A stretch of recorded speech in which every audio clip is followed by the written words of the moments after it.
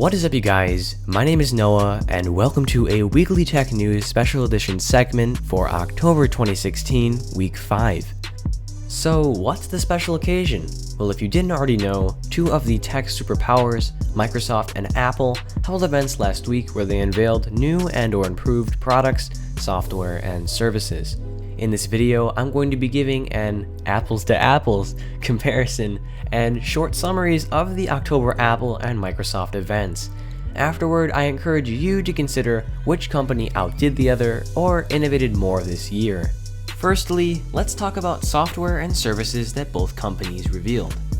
Both companies began their presentations by discussing accessibility for disabled users. Apple and Microsoft emphasized that everyone should have access to technology, as people can, quote, make the world a better place and, quote, move humanity forward with the use of their products.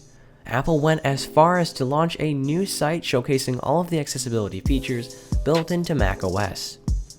Speaking of operating systems, let's begin with Microsoft and their announced Windows 10 Creators Update, which will come out this spring, with a new focus on 3D content, virtual reality, gaming, and improved communication. Let's first talk about 3D and VR. Paint 3D was unveiled, which is an updated, reskinned version of MS Paint that allows users to create images or models in 3D space.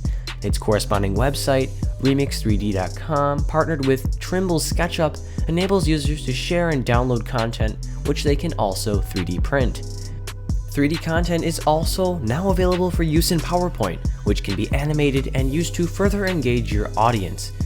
The same 3D content can be used with Microsoft HoloLens, quote, breaking rich 3D content from your screen into a world of mixed reality.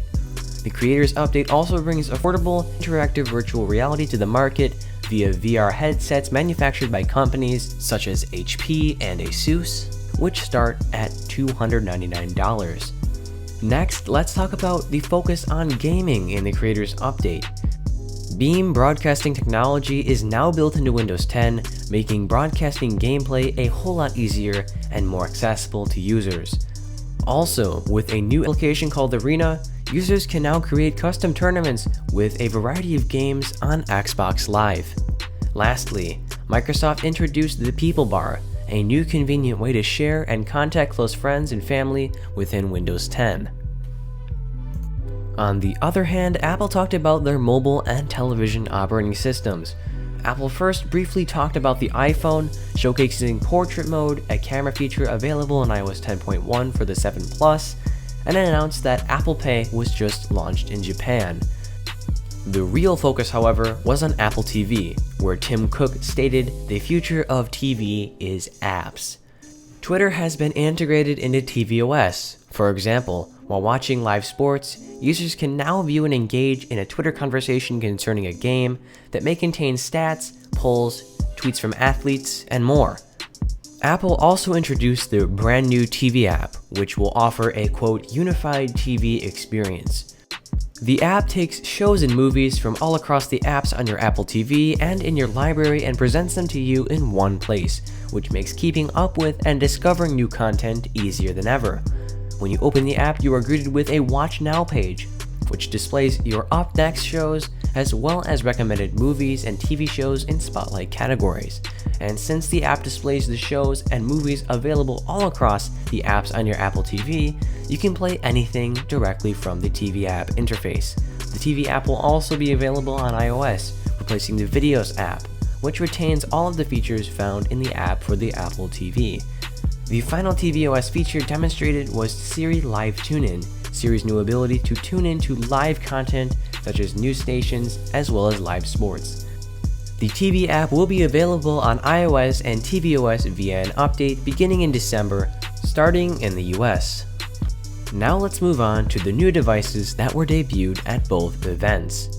Microsoft unveiled their second generation Surface Book and their brand new desktop, the Surface Studio. The Surface Book i7 has 2 times the graphics performance of the last generation, with improved cooling and more battery inside, giving it an impressive 16 hours of battery life. And then there's the Surface Studio, Microsoft's new stunning desktop with a 2x3 28-inch maneuverable 4500 by 3000 true color pixel sense display meant for use with the Microsoft Pen, and the new Microsoft Dial accessory. The product can be configured up to a 6th gen quad-core Intel i7 processor, 32 gigs of RAM, 2 terabytes of rapid hyperdrive storage, as well as with an NVIDIA GTX 980M GPU. The product is meant for sketching, drawing, and other creation with the use of the Microsoft Pen. The company's slogan for their new desktop is, "Turn your desk into a studio." The thing that I find most noteworthy about the product is the fact that images on the Studio's 2x3 display scale to real-life 1:1 ratio, or true scale. This was demonstrated by comparing a standard 8.5 by 11 sheet of paper to a document in Word on a Surface Studio. Panos Panay, Microsoft's corporate vice president of Surface Computing, stated that, quote, "What you see is what you get." I think this concept is very intriguing, as it allows creators to consider their creations in real space rather than just digital space. The Dial also seems like a great new way to interact with Windows 10, as it was designed to make one's workflow more efficient and use with the Microsoft Pen a more seamless experience. Now let's move on to Apple, and this year the company did not announce a new category of product, which was to be expected. However, they unveiled a radically changed, slimmer, lighter, and significantly faster version of the MacBook Pro. The new MacBook Pros, the 13-inch and 15-inch, have both inherited a similar design to that of the 12-inch MacBook, with flat butterfly switch keys and an overall smaller footprint. Along with the keyboard, the Force Touch trackpad has grown in size, making it easier to use gestures in macOS. The new MacBook now also features Thunderbolt 3 via USB-C connectors, all of which can be used for charging, outputting video, and other data. But the real spectacle is the new Touch Bar, which has replaced the function row of keys. This touch display is dynamic and changes with the apps that you're using, offering a variety of custom controls, toggles, and buttons which can make one's workflow more efficient, like the Surface Dial does. The new Touch Bar also contains a Touch ID 2nd Gen sensor, which now enables users to unlock their MacBook Pro and make online purchases using Apple Pay with a single touch.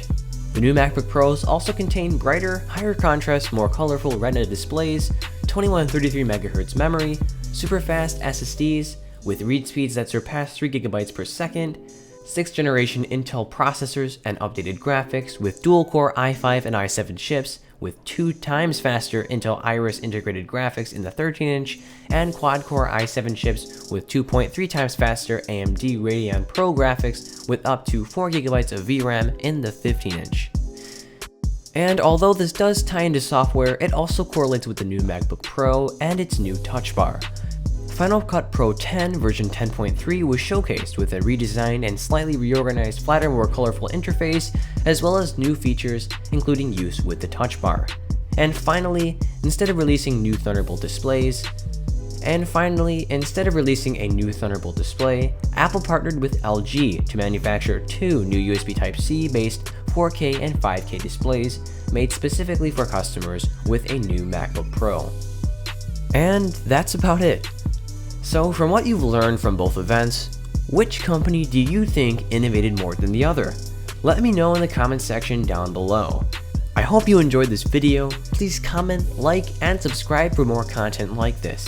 And other than that, I will catch you all in the next one.